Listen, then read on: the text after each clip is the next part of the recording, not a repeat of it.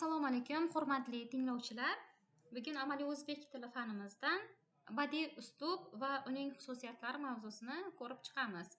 Demak, biz bu mavzuyimizni ikkita reja asosida o'rganamiz. Birinchisi badiiy uslub haqida ma'lumot, ikkinchisi badiiy uslubning o'ziga xos xususiyatlari haqida gaplashamiz. Demak, birinchi uslubiyat atamasiga to'xtalib o'tamiz. Uslubiyat tilshunoslik fanining bir bo'limi bo'lib, nutq jarayonida til hodisalarining maqsadga, sharoitga va muhitga mos ravishda foydalanish qonuniyatlari bilan tanishtiradi. Uslubiyatda uslublar, til vositalarining nutqda qo'llanish yo'llari, lug'aviy, frazeologik va grammatik birliklarining qo'llanish xususiyatlari o'rganiladi. Adabiy tilning ijtimoiy hayotdagi ma'lum bir sohada qo'llanadigan bir qancha o'ziga xos xususiyatlarga ega bo'lgan ko'rinishi adabiy til uslubi deb yuritiladi. Uslub orqali so'zlovchi shaxs narsalarga, voqea hodisalarga, voqealarga shaxsiy munosabatini aks ettiradi. O'zbek adabiy tilida quyidagi asosiy nutq uslublari bor. Demak, so'zlashuv uslubi, badiiy uslub, rasmiy uslub, ommabop uslub hamda ilmiy uslub. Ayrim darsliklarda so'zlashuv uslubidan boshqa barcha uslublar kitobiy uslub degan umumiy nom ostida beriladi. Xo'p, demak, adabiy tilning ijtimoiy hayotining ma'lum sohasi doirasida qo'llaniladigan bir necha ko'rinishlari mavjud. Ana shunday ko'rinishlari nutq uslublari hisoblanadi.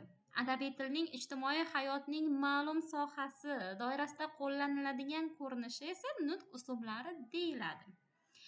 O'zbek tilining nutq uslublarini o'rganuvchi tilshunoslik bo'limiga esa o'zbek tili uslubiyati deyiladi.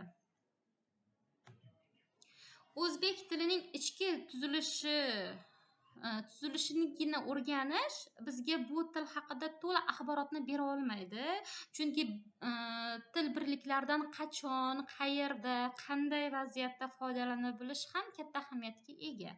Masalan, muhtaram, qimmatli, aziz singari so'zlarni ma'lum bir shaxs bildiruvchi so'zlarga faqat rasmiy publitsistik uslublarda qo'shib ishlatishingiz mumkin.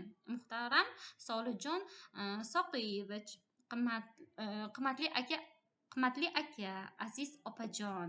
Bunday birikmalarni yoningizda siz bilan oddiy holatda jonli muloqot qilib turgan kishilarga qo'llay olmaysiz. Agar shunday birikmalarni qo'llay olsangiz, noqulay ahvolga tushib qolishingiz mumkin. Badiiy uslub o'quvchida estetik zavq uyg'otadi. Demak, badiiy uslub orqali ro'yobga chiqqan nutq ma'lum voqea hodisa haqida axborot berish, kommunikativ vazifa, ya'ni kommunikativ aloqa aralashuv vazifasini bajarishdan tashqari o'quvchiga ta'sir qilish, ya'ni ekspressivlik vazifasini ham bajaradi. Badiiy uslub uchun obrazlilik, tasviriy ifoda vositalari juda ham xosdir. Hozir demak biz ko'rib chiqamiz. Bunga misol qilib, ya'ni ekspressivlik vazifasini badiiy uslub bajaradi dedik. Bunga biz ko'rib chiqamiz. Halima Xudoyberdiyevaning Begim sizni tabiat she'r misolida ko'rib chiqamiz.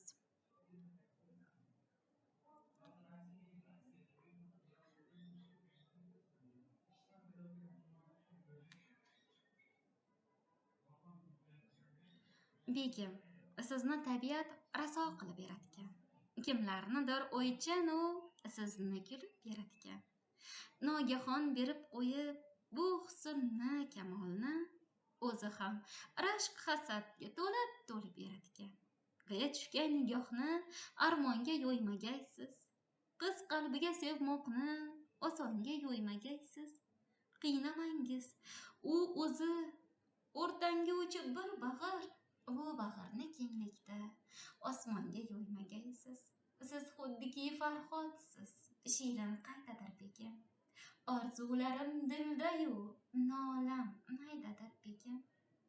Siz desam baxt tutqazmay sochilgan o'ylarimday, bu tong qaro sochlarim maydadir begim. Sizni men o'zimga ham loyiq ko'rmam, rosti gap. O'zgaga bermoq esa tushimga kirmas uxlab. O'zga bilan ketsangiz ravon yo'llar qolmasin. Bekim, ikkilanmasdan yer yuzini tashlang mixlab. Mixning, tig'ning zahrini sezmay yonib boraman. Ishq zardobli sharobdir, qonib boraman. Hech kim bilan sirlashmay, hech kimsaga tutmayman. O'z qonim bilan o'zim alvonlanib boraman. G'ayratlarda qotgaysiz, meni ko'rganda undan. Yoningizdagi sovuq suluvdan sovursiz ham. Sizni obdon muzlatgach o'zim qaytarman, chunki bungacha yo'q sadoqat. Bundan so'ng ham bo'larkan. O'zga topmam cheksam ham shuncha jabru jafoni, o'zgaga ham bermasman sizdek bir bevafoni. Begim, sizni tabiat raso qilib yaratgan. Demak, badiiy uslubda o'quvchilarda, ya'ni yoki bo'lmasam tinglovchilarda estetik zavq uyg'otishini yana bir bor guvoh bo'ldik va o'quvchiga ta'sir qilish, ya'ni ekspressivlik vazifasini ham bunda bajarishiga biz guvoh bo'ldik. E'tiboringiz uchun rahmat.